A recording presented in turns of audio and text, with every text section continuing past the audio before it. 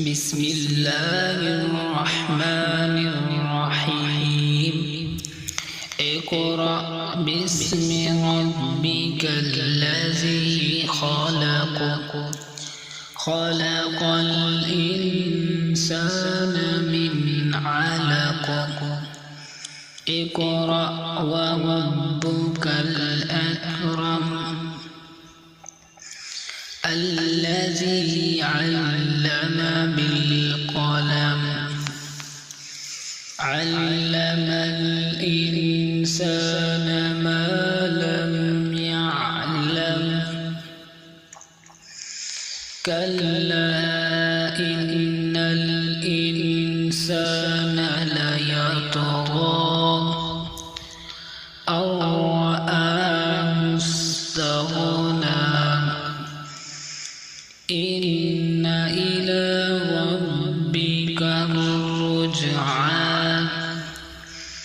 أرأيت الذي ينهى عبدا إذا صلى أرأيت إن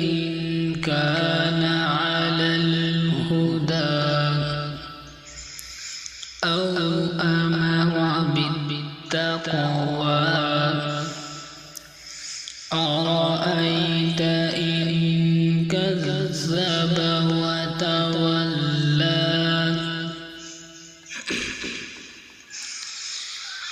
ألم يعلم بأن الله يرى كلا لئن لم ينته لنسفعا بالناصية ناصية كاذبة خاطئة فليدع ناديه سندع الزبانية كلا لا تطعه واسجد واقترب صدق الله العظيم.